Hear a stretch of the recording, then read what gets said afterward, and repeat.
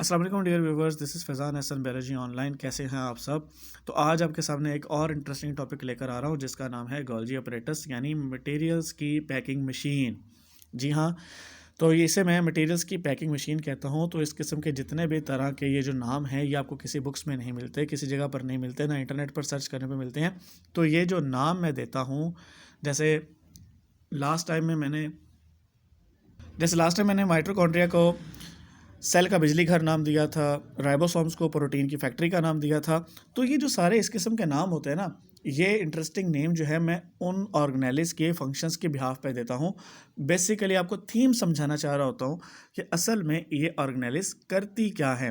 तो इस किस्म के नामों से ही आपको काफ़ी कुछ क्लियर हो जाता है कि आज आप इस ऑर्गेनेली के अंदर या इस टॉपिक के अंदर इन ऑर्गेनेलिस का जो मेन फंक्शन है वो क्या होने वाला है, क्या ये करती हैं। तो इस नाम से, इस किस्म की चीज़ों के नाम से ही आपको कुछ पॉइंट्स क्लियर हो जाते हैं, आपको जहन में आ जाता है, आपका एक इमेज क्रिएट हो जाता है, आपके जहन में एक चीज़ सेव हो जाती है कि इस ऑर्गेनेली में या इस टॉपिक में जो हम चीज़ पढ़ेंगे या इस ऑर्गेनेली का जो फंक्शन होगा वो ऑलमोस्ट इस किस्म की चीज़ों को टच करेगा।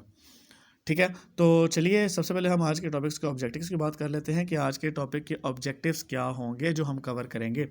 तो हमारे जो ऑब्जेक्टिव्स होंगे उसमें हम डिस्कवरी को सबसे पहले कवर करेंगे, फिर फंक्शंस को, स्ट्रक्चर को, और गोल्जी वेसिकल्स किसे कहते हैं, और लास्ट में हम सिस्टर्नी के बारे में करेंगे और some other important informations related to Golgi apparatus we also discuss in this topic today. So let's start. Before going to our lecture, so it's my humble request to my viewers, please subscribe my channel if you not subscribed till, and also press the bell icon. It's your love, it's your care, and if you like my video, please share and comment as well. So please watch the video till the end. So let's start. तो आज का जो हमारा topic है Golgi apparatus materials की packing machine. तो सबसे पहले हम इसके डिस्कवरी के बारे में बात करते हैं। तो डिस्कवरी में सबसे पहले हम साइंटिस्ट के इंट्रोडक्शन की तरफ जाते हैं कि जिन्होंने ये एक अजीम कारनामा सरअंजाम दिया। तो इस कारनामे को सरअंजाम दिया 1898 के अंदर। 1898 में इटालियन फिजिशियन, एक इटालियन डॉक्टर थे, इटली में रहने वाले थे, उनका नाम कैमिलियो गोल्जी था।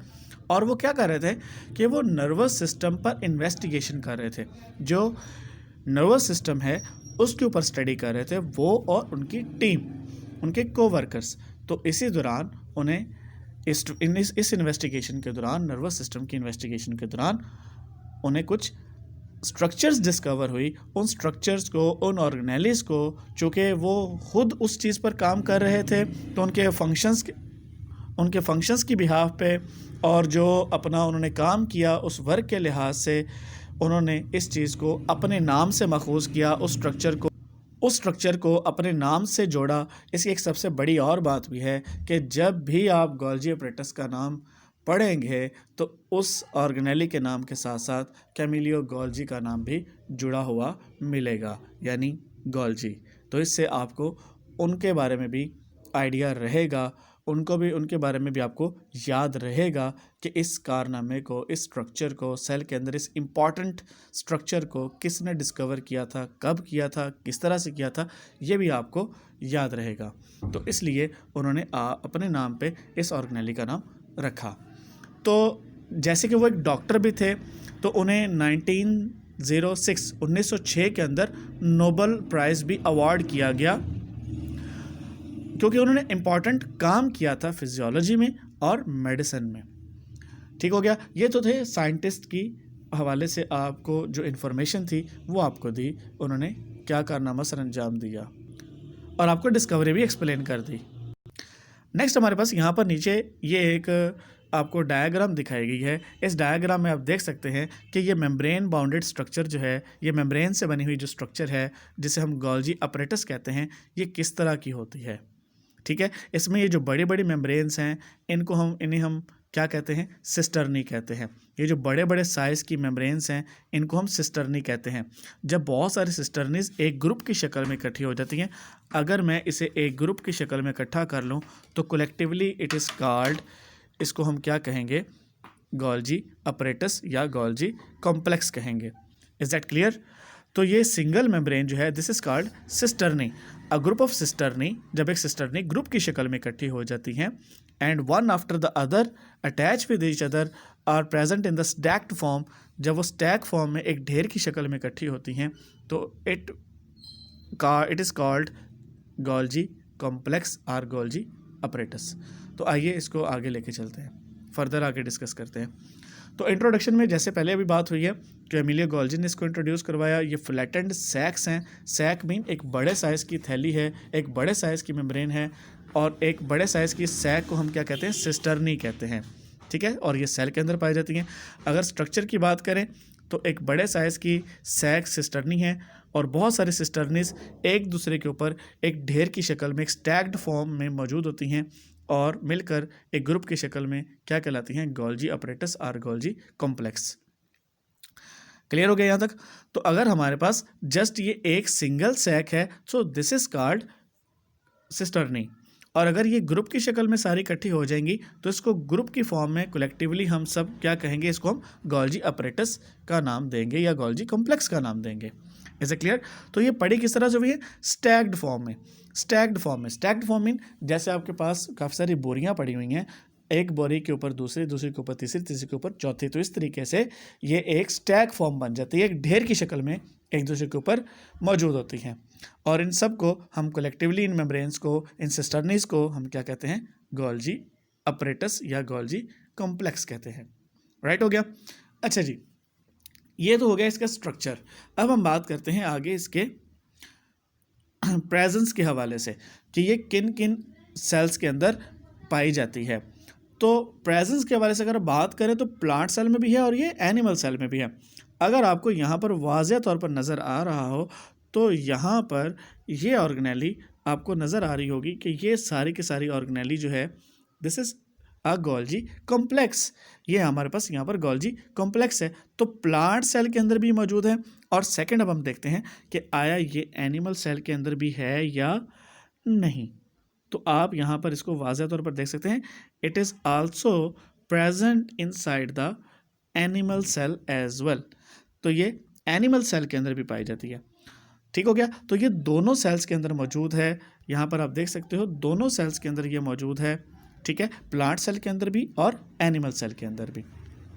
जैसे कि मैंने अभी आपको कहा कि गोल्जी अपरेटस को मैं मटेरियल्स की पैकिंग मशीन कहता हूँ, मटेरियल्स पैकिंग मशीन कहता हूँ। तो देखो बड़ी सिंपल सी बात है भाई कि अगर आप किसी भी इंडस्ट्री की बात कर लें, किसी भी फैक्ट्री की बात कर लें, किसी फूड फैक्ट्री की बात कर लें, किसी भी चीज़ की बात कर लें, कोई भी इंडस्ट्री है वो कोई भी प्रोडक्ट बना रही है तो उस प्रोडक्ट को मार्केट में भेजने से पहले उसको पैक किया जाता है।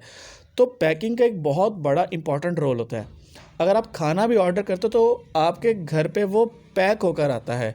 आप बाज़ार से कोई भी सामान खरीदते हो तो there must be packed, that is must be packed, तो उसे लाजमी तौर पर पैक किया जाता है। तो अगर हम मटेरियल्स की पैकिंग की बात करें तो मटेरियल्स तो प्लांट सेल में भी तैयार हो रहे हैं, एनिमल सेल के अंदर भी तैयार हो रहे हैं। तो दोनों सेल्स के अंदर जो है वो मटेरियल्स तैयार होते हैं।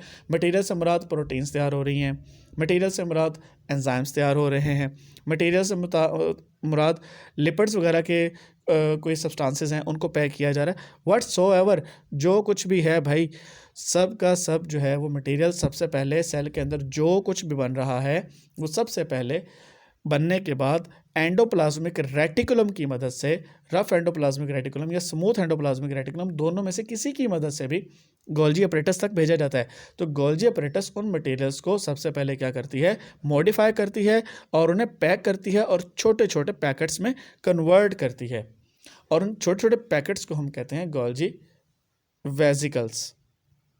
सो नेक्स्ट इसके बाद आगे बात करते हैं, आगे चलते हैं हम इसके फर्दर फंक्शन की तरफ। तो जैसे आप यहाँ पर बड़े वाज़ेह तौर पर देख सकते हो कि सबसे पहले यहाँ पर रफ एंडोप्लाज्मिक रेटिकुलम की मदद से मटेरियल्स को गोल्जी वेजिकल्स के पास, गोल्जी अपरेटस के पास पहुँचाया जा रहा है। अब होगा क्या कि ये मटेरियल्स आएंगे रफ एंडोप्लाज्मिक रेटिकुलम की मदद से गोल्जी अपरेटस तक ये मटेरियल्स पहुँचे हैं। गोल्जी अपरेटस क्या करेगा? इन मटेरियल्स को मॉडिफाई करेगा, मॉडिफाई करने के बाद इन्हें फाइन प्रोडक्ट्स के अंदर प्रोड्यूस करेगा, और प्रोड्यूस करने के बाद सेल के अंदर किसी भी और पार्ट तक पहुंचा दिया जाएगा। मसलन सेल के किसी भी पार्ट को कोई चीज़ चाहिए, मटेरियल चाहिए, तो उसे पैक करके भेजा जाएगा। लेट्स सपोज कि अगर सेल से बाहर भी भेजना है तो उन मटेरियल्स को पैक करके बाहर निकाला जाएगा, मेम्ब्रेन से बाहर भेजा जाएगा। लेकिन यहाँ पर एक फ़र्क है कि जब गोल्जी वेसिकल्स के अंदर मटेरियल्स को पैक करके मैं सेल के आउटसाइड भेजा जाएगा, तब सिर्फ सेल मेम्ब्रेन को क्रॉस करते हुए सिर्फ मटेरियल सेल से बाहर जाएंगे और जो मेम्ब्रेन होगी वो प्लाज्मा मेम्ब्रेन का हिस्सा बन जाएगी। यानी मेम्ब्रेन बाहर कभी भी नहीं जाएगी, सिर्फ मेम्ब्रेन जो है वो सेल मेम्ब्रेन यानी प्लाज्मा मेम्ब्रेन जो आउटर मोस्ट बाउंड्री है वहाँ पर कलेक्ट कर ली जाएगी, उसको ले लिया जाएगा और सिर्फ मटेरियल्स को ही बाहर भेजा जाएगा। Is the clear? इवन कि अगर वेस्ट मटेरियल्स भी आते हैं तो उसे भी पैक करके बाहर भेजा जाता है। राइट हो गया? तो एक बात और याद रखिएगा, हमारी बॉडी के अंदर हमारी बॉडी के जितने भी ऑर्गन्स हैं वो ऑर्गन्स जो एक ख़ास किस्म के सेक्रीशंस बनाते हैं। लाइक पेनक्रियाज है, वो पेनक्रियाटिक जूस बनाता है, इंसुलिन बनाता है, ग्लूकागॉन बनाता है। इसी तरह से अगर हम लीवर की बात करें तो लीवर बाइल जूस प्रोड्यूस करता है। तो जितने भी ऑर्गन्स हैं जो सेक्रीशंस बनाते हैं, हार्मोन्स बनाते हैं, उन ऑर्गन्स के सेल्स के अंदर गोल्जी अपरेटस की तादाद ज़्यादा होती है। राइट हो गया? जब उन ऑर्गन्स के अंदर हार्मोन्स या सेक्रीशंस बनती हैं या कोई भी प्रोडक्ट बन रही होती है तो गोल्जी अपरेटस इसलिए उनमें ज़्यादा है कि वो उन सेक्रीशंस को, उन हार्मोन्स को, उन एंजाइम्स को पैक करती हैं, उनको पैक किया जाता है। राइट हो गया? उन्हें छोटे छोटे पैकेट्स में पैक किया जाता है। And these smallest tiny packets are called Golgi vesicles that are transported to the destination part inside the cell और आउटसाइड द सेल। ओके, तो ये हमारे पास काम था, इसका गोल्जी अपरेटस का फंक्शन था। चलें इसको फर्दर और डिस्कस कर लेते हैं। मोर टू नो, हमारे पास और क्या है गोल्जी अपरेटस के बारे में जानने के लिए। तो याद रखें कि गोल्जी अपरेटस को गोल्जी कम्प्लेक्स, गोल्जी बॉडी या सिंपल गोल्जी भी कहा जाता है। ये मेम्ब्रेन बाउंडेड ऑर्गेनेली है, एक सैक की तरह है। और उसके बाद found in cytoplasm of most eukaryotic cells, absent in prokaryotes. जी बिल्कुल, बड़ी ज़बरदस्त इन्फॉर्मेशन है कि जो जितने भी यूकैरियोटिक सेल्स हैं उनके अंदर मौजूद है, लेकिन प्रोकैरियोटिक सेल्स के अंदर ये एब्सेंट होती है। राइट हो गया?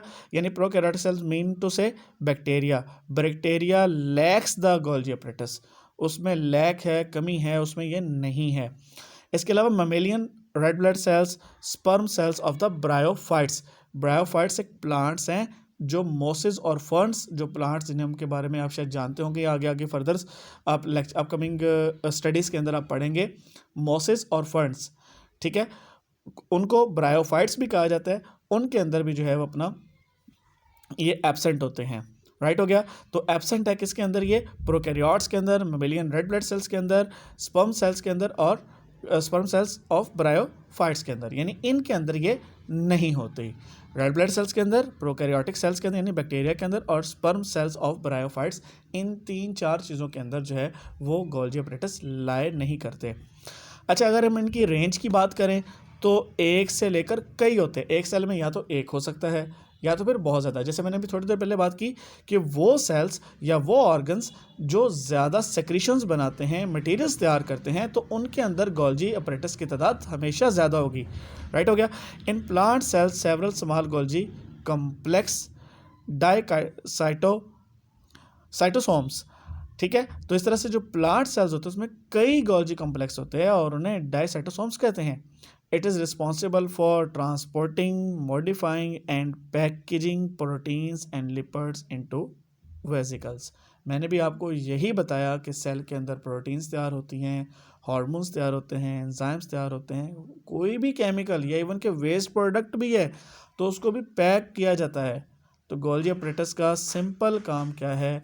It is the machine of packing material that is present inside the cell. So my dear viewers, this is our topic of the day, Golgi apparatus.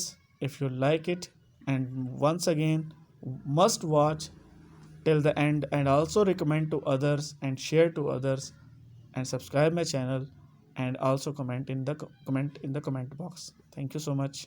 Allah Hafiz.